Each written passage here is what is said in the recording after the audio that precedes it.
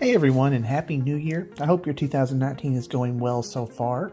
So, today Netflix dropped the third and final season of a series of unfortunate events, and I was pretty eager to see how it all ends. Now, this review does include spoilers, so if you prefer to remain unspoiled, do like the theme song says and look away. Now, I've loved both the previous seasons of this show, and I've been excited to see how it all ends because it is a bit of a mystery. I've never read the books. My only exposure to this was the original movie starring Jim Carrey, which I did like. I do have several friends, though, who have read the series, and they've liked this adaptation so far. But all in all, I have to admit that this season was a pretty big disappointment in my opinion. There's basically no resolution, and while yes, I've read the book series is left in a very similar place, I was wanting answers. I read somewhere when this first premiered that made me think that the television series would go beyond the books and flesh things out. The only thing I think the series does is answer the question of the fate of the Baudelaire children. Yes, they do survive and apparently raise the daughter of Kit Snicket. Now, I didn't hate all of it. There were some pretty solid episodes, especially the 5th and 6th ones, which were really great and provided a huge build up to an ultimately disappointing finale.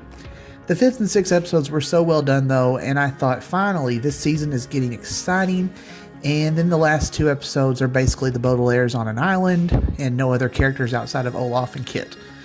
We don't really have a clue what happens to Esme or Carmelita or any of the colorful characters we met along the way. There is a brief montage of some of them, but it doesn't really provide many answers.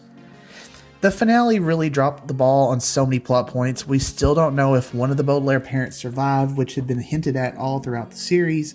We don't know what happens to the Quagmire parents, and we never see a reunion between the Baudelaire children and the Quagmire children. As far as we know, they're still out there floating around on their hot air mobile home. We do see Quigley reunite with his siblings, but there's no dialogue, and we don't see what happens after that. I was very surprised to learn that Beatrice, that Lemony is always writing to in the beginning of the episodes, is actually the Baudelaire children's mother, and that she had a relationship with him sometime before the Baudelaires were born. She also seemed to be one of the major reasons that the divide happened between the members of VFD, as she was essentially the person who accidentally killed Olaf's father.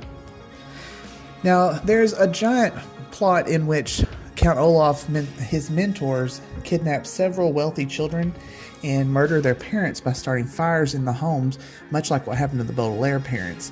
It seemed to really be going somewhere, and then you heard nothing more of it. They completely dropped it. Now, I did love the characters of Esme and Carmelita, and I enjoyed all their scenes together. I thought both actresses did a fantastic job. Last season, the inclusion of Allison Williams' character was very hyped up. I saw it all over the place. And this season, she was in a lot of the episodes, where it turns out she's Lemonie's sister Kit, who works for VFD, and she's pregnant with the child that the Baudelaire orphans will ultimately raise. I really felt like Allison was miscast in this, as it appeared sometimes she had trouble with the dialogue. It really came off like she was reading this off a cue card at times, whereas the rest of the cast seemed to have no problem with their lengthy speeches. I really think Kit was supposed to be much more important in the books maybe, and Allison's version just didn't end up being that great. I enjoyed how Lemony Snicket actually did meet up with the Baudelaires instead of just being the narrator in this series, though their time together is pretty short and just sets up the reason why he's so interested in their story. So overall, I enjoyed the series, but I didn't really like this season or this ending.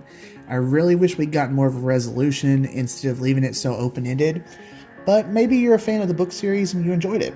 Leave a comment below telling me what you thought of this season.